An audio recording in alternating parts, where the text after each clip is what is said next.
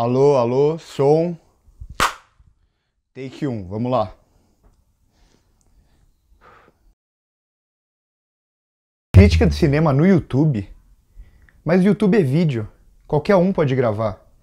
Crítica de cinema tem que ser no jornal, grandes veículos, grandes críticos. Você também pensa assim?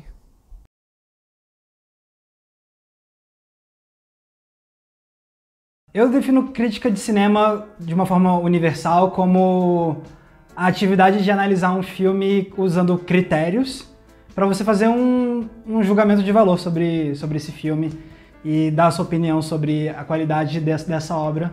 Crítica de cinema é uma análise com fundamentos sobre as qualidades e virtudes de um filme, abarcando todos os aspectos imagináveis da obra audiovisual. Crítica de cinema, na minha visão, é principalmente tentar propor uma leitura mais profunda de uma obra cinematográfica. Por isso o repertório do crítico é tão importante nesse processo. A crítica de cinema, para mim, é um conteúdo que ajude o espectador a enxergar aspectos do filme, aspectos daquela produção, que ele normalmente não prestaria atenção.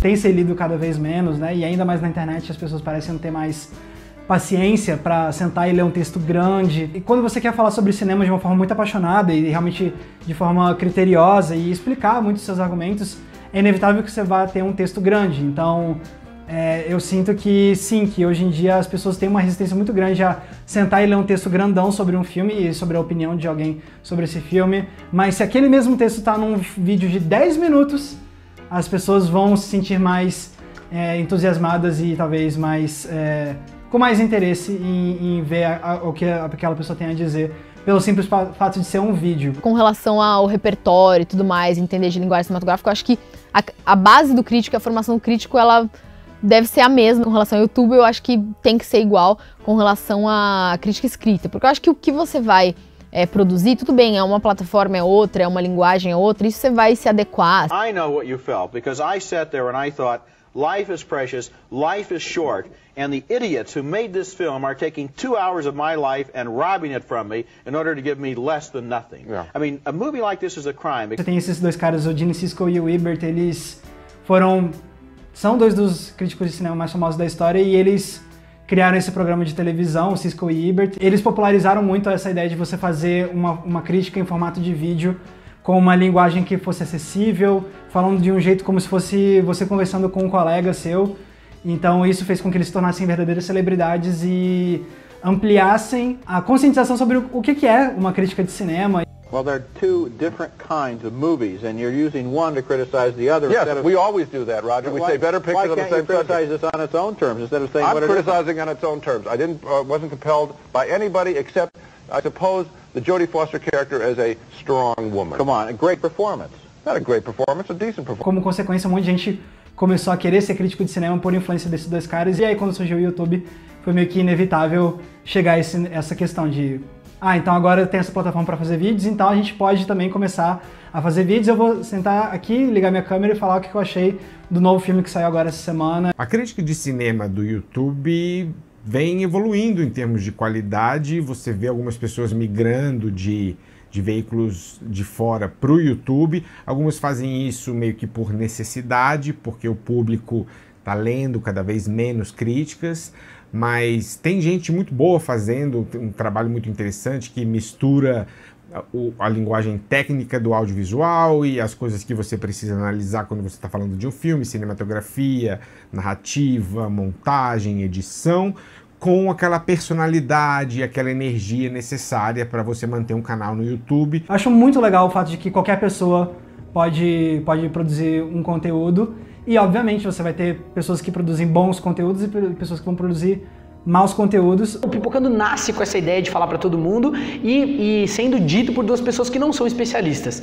Mas eu já fiz a transmissão do Oscar pela 3ª vez agora, então a gente sempre tem que estudar muito, a gente faz a segunda tela na internet, produzir muito conteúdo sobre cinema, e hoje em dia posso dizer que eu entendo como um fã e até que entendo razoavelmente bem. Tem sim, muita gente que cria canal no YouTube e não é crítico, porque o que elas estão fazendo, estou fazendo um vídeo sobre a minha opinião sobre o filme, mas eu sinto que para você realmente fazer uma crítica de um filme, você tem que ter uns critérios, você tem que ter um certo conhecimento básico de como funciona o cinema e como são feitos os filmes, ter princípios básicos de linguagem, de estética, de história do cinema, que isso tudo vai te dar um monte de bagagem e vários critérios que você vai poder utilizar para fazer uma crítica de verdade. E as críticas que eu fazia lá, a gente chama de crítica porque é um nome popular, mas eu nem daria o nome de crítica. Eu tento sim trazer a linguagem das críticas que eu leio, mas só de estar no formato vídeo também já traz uma diferença, o canal é mais popular também, então eu não considero que é uma crítica propriamente dita. Se uma pessoa senta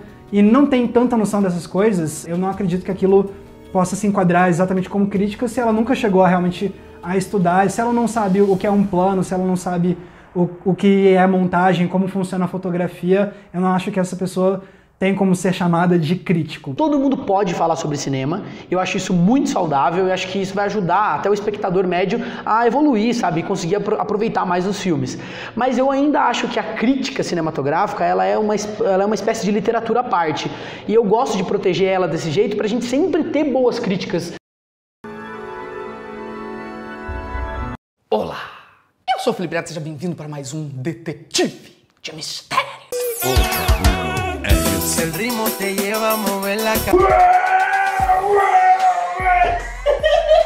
O Homem Nutella! Ainda se olha para crítico de YouTube meio que com desconfiança, tipo, não, ele não é crítico de cinema, ele é crítico de cinema de YouTube. Eu sinto que hoje em dia a credibilidade de estar na televisão, por exemplo, e a diferença disso para estar no YouTube é muito maior entre as pessoas que produzem, que são do mercado, do que propriamente com o público. Para o público, hoje em dia, eu acho que o YouTube tem um valor muito grande, as pessoas estão consumindo muito conteúdo digital, algumas pessoas já nem conseguem perceber tanta diferença porque consomem pela Smart TV, então clicar ali no canal de televisão, clicar no aplicativo do YouTube já está mais ou menos a mesma coisa. Muitos desses aparelhos colocam até uma grade ali com tudo misturado, então não faz tanta diferença. Eu acho que tem preconceito quando se fala de crítica de cinema no YouTube. Qualquer novidade, né, que aparece e ela mexe um pouco com estruturas que são super sólidas e tradicionais e já conhecidas, e a gente já sabe como que o jogo funciona, qualquer coisa que surge para embaralhar um pouco isso, bagunçar,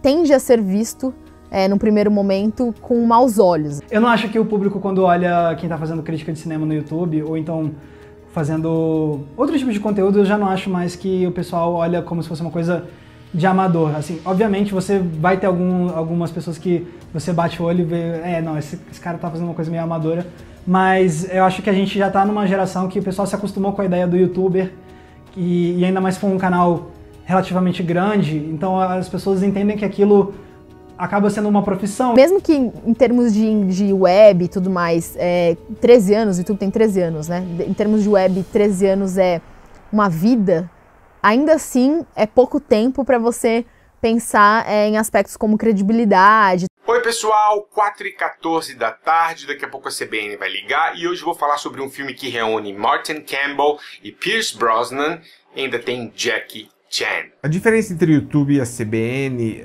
primeiro, eu tenho menos autonomia de falar o que eu quero na CBN, claro, eles não me censuram em nada, mas eu, por exemplo, eu falo os títulos em português, eu evito usar certos termos muito técnicos. Hoje é dia de O Estrangeiro. Pois é, O Estrangeiro me chamou a atenção pelo diretor e pelo elenco. Já reclamaram de cada coisa e o feedback que eu sempre recebo é que você tem que alcançar o público de A a Z. A diferença em termos de conteúdo é essa. A diferença de prestígio, eu acho que a CBN ainda dá mais do que o YouTube. Críticos que fazem o trabalho da crítica em outros veículos e também trabalham no YouTube, ok. Mas uma pessoa que trabalha só no YouTube com crítica, eu acho que ela já é encarada de uma outra maneira. Eu já recebi críticas pelas piadinhas que eu faço, de que tem youtuber que tem crítico de cinema usando air quotes como se eu não fosse, querendo aparecer, tá mais preocupado em fazer piadinha do que em falar sobre o filme.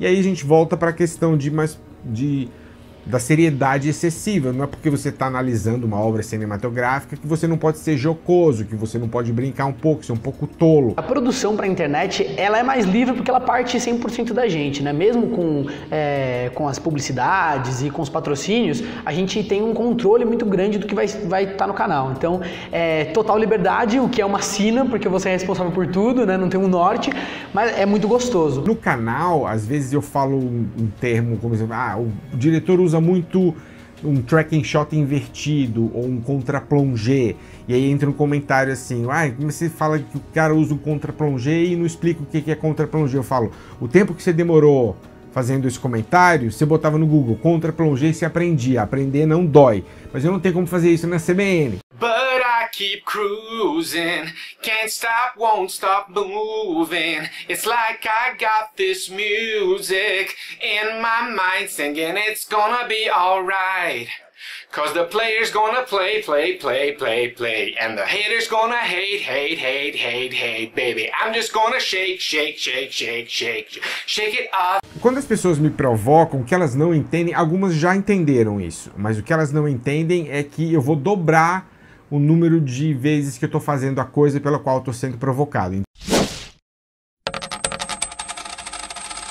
The Hunger Games, Catching Fire, ou Jogos Vorazes em Chamas, ou Jogos Vorazes 2. Pessoal, antes de começar a crítica, eu quero avisar que nos próximos 5 ou 10 vídeos eu vou pegar muito mais pesado no sotaque com o qual eu pronuncio o nome de atores e filmes, etc. No vídeo que eu fiz sobre o filme Jogos Vorazes, A Esperança Partiu, eu recebi um comentário falando: Thiago, você deveria pegar mais leve com esse sotaque americano forçado, então eu vou fazer justamente o oposto. É exaustivo você não ter suas opiniões, é exaustivo você querer ser isentão no mundo de YouTube. Então, eu não gosto de título dublado. Eu acho que se você vai falar o nome de um ator ou de um diretor que é de origem hispânica ou inglesa ou japonesa, se tiver como, pronuncie o nome dele corretamente. É uma coisa que eu acredito, e se a pessoa ela é tão sem o que fazer a ponto de precisar reclamar disso, eu vou fazer mais. O Entre Planos tem um público muito positivo,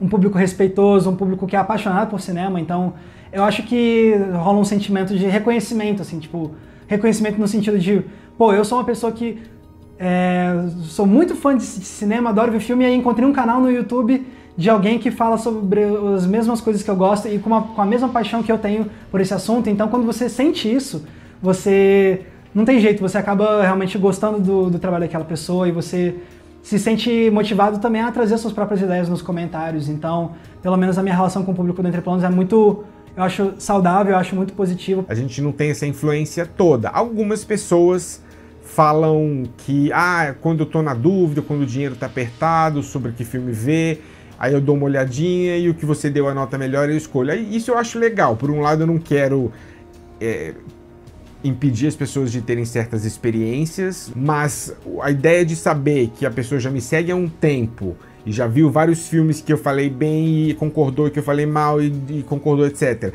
A ponto dela falar, não, eu posso ir na fé. Eu tô na dúvida entre esse e esse, ele deu 5 para esse, ele deu 8 para esse, então eu vou no 8. Se eu notar que é uma ajuda genuína que eu tô podendo passar para as pessoas, eu fico feliz com isso.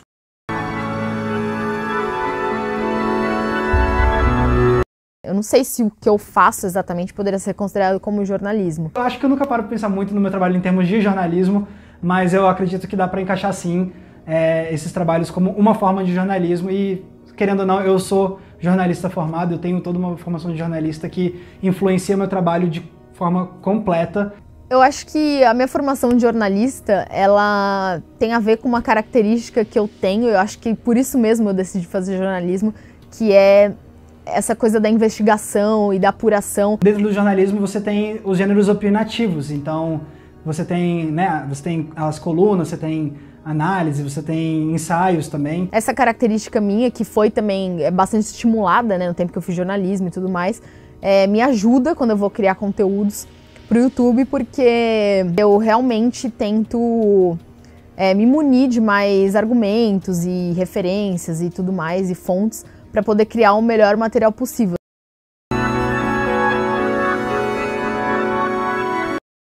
Em termos de agenda, é maravilhoso. Às vezes eu gravo 3 da manhã, você grava no seu tempo. Uma das coisas que mais me motivou a fazer esse canal no YouTube era justamente a questão da liberdade editorial.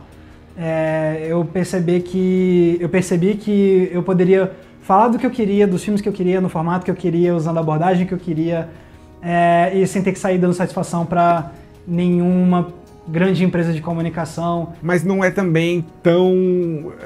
eu faço os meus próprios horários quanto as pessoas podem imaginar, porque quem lida com lançamentos, muitas vezes o vídeo tem que entrar numa data X, senão ele já perde o boom do interesse, e já entraram vários outros canais falando do mesmo filme, você já vai perder 30% das visualizações.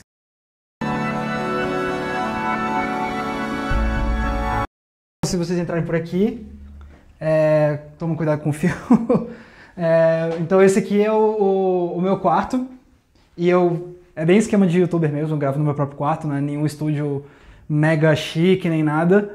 E quando eu criei o canal, eu pensei, a coisa mais prática mesmo é filmar no meu quarto, então eu consegui a ajuda de uma amiga que trabalha com cenografia, aí ela fez o desenho do cenário, então ela já chegou com uma ilustração e tal, eu falei, pra mim tá ótimo. A primeira fase do canal foi super experimental, e aí é o que eu falo, o YouTube é isso, né? Por mais que você se planeje, por mais que você consiga, antes de montar um canal, escrever tudo e planejar e pensar como é que vai ser, pensar formato, pensar tudo, inevitavelmente você vai aprender fazendo, assim, errando e testando e vendo o que dá certo e o que não dá. Tudo aqui é muito feito no improviso. Você tem, por exemplo, os 3 princípios da iluminação: luz principal, luz de fundo e luz de preenchimento. E é bem tosco, né? Se você olhar, eu ponho papel manteiga como rebatedor, como difusor. No caso, meu rebatedor é a caixa do negocinho para não estourar aqui na minha bochecha. O básico do básico de todas as etapas do processo eu tenho que saber.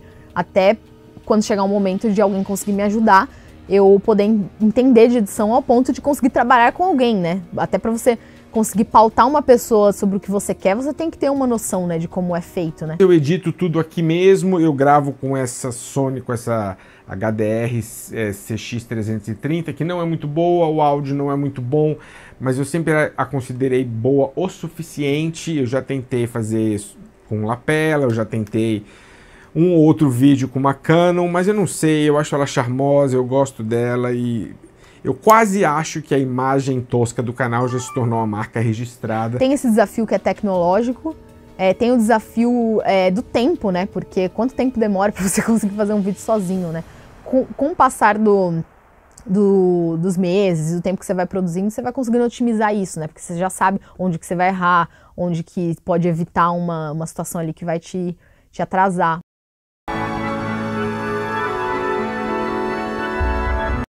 Se você não tem 500 mil para cima em termos de inscritos, você dificilmente vai tornar o seu canal sustentável só com a monetização. Dá para fazer um cálculo. Um canal que tem 500 mil inscritos, se ele publica 10 vídeos por mês, ele vai tirar $2.000. E 500 mil inscritos é mais do dobro do que eu tenho. Existem diferentes formas de ganhar dinheiro fazendo vídeos para o YouTube. Você pode também ter, que nem a gente faz com Entreplanos, uma campanha de financiamento coletivo recorrente. Então você tem pessoas que ajudam todo mês com R$5, R$10, mas muitas vezes isso não é o suficiente. São poucas as campanhas que conseguem ganhar um dinheiro muito, muito grande com esse tipo de coisa. Então você precisa fazer propagandas de produtos. Oi pessoal, eu estou muito empolgado em anunciar a nova parceria entre a NET e o canal. #EuViNoNow. Não tem jeito, as marcas elas estão vendo que é na internet que o pessoal tá, e que são nas redes sociais que o público tá, e que as pessoas que produzem conteúdo e que tem muitos seguidores, eles têm realmente uma influência muito significativa, então é meio que inevitável quando um canal fica maior chamar a atenção de marcas. Mas antes de começar, eu tenho uma dica muito legal pra você, pai e mãe nerd, que não tem uma ideia do que dá de presente pro seu filho agora no Dia das Crianças. A coleção Pipoquinha da Intrínseca. O que pode ficar chato é quando você faz vídeo de qualquer coisa, quando você faz propaganda de um produto que não tem nada a ver com o seu público-alvo, que não tem nada a ver com a sua demográfica, ou um produto que você, como pessoa, não usaria. Este é mais um vídeo patrocinado pelo aplicativo Amino. Aminos são comunidades temáticas. Pense num assunto e provavelmente existe um Amino sobre ele. Música, games, TV, cinema, futebol. Se você não tiver o discernimento, esse tipo de discernimento, você pode acabar fazendo propagandas que vão causar um certo incômodo no seu público, e isso é uma coisa que você não quer fazer quando você produz conteúdo. O melhor é realmente ter um cuidado de quais são os anunciantes que eu vou aceitar para trabalhar junto e fazer anúncios que fazem sentido pro meu público. Então, se eu falo sobre cinema, eu não vou fazer propaganda de, sei lá, de mochila, entendeu? Não sei se vocês perceberam, mas hoje é mais uma Sexta-feira 13, a segunda vez que isso acontece esse ano. E para celebrar a data, a editora Dark Side Books me convidou para fazer mais um vídeo especial para vocês. Porque eles estão fazendo um lançamento incrível nessa Sexta-feira 13. Nada mais, nada menos do que uma nova edição do Drácula de Bram Stoker.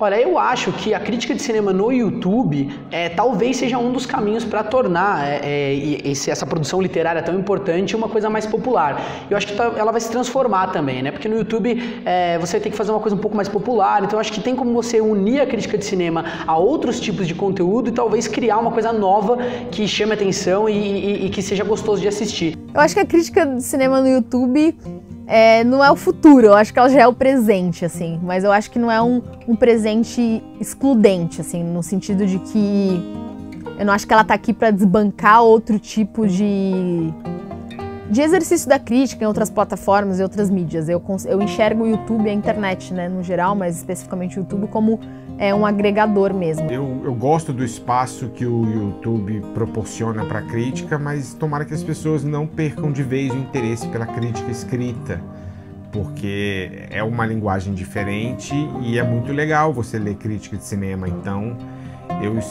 eu acho que sim, que vai crescer, mas eu espero que críticos tradicionais não migrem todos de vez para o YouTube e que ele domine o mercado. Não é nem questão de ser o futuro da crítica de cinema, eu já acho que já é o presente. Eu acho que é o que realmente o pessoal está cada vez mais consumindo. Obviamente você ainda tem muita gente que consome a crítica tradicional, impressa, em veículos tradicionais, mas não tem jeito, eu acho que já está muito bem consolidado com o pessoal da internet, esse espaço dos youtubers que falam sobre cinema, que fazem análise crítica. Tá, a pergunta final você acha que a crítica de cinema é o futuro a crítica de cinema no YouTube é o futuro da... Tá gravando ainda? Não, acabou, gente. Acabou.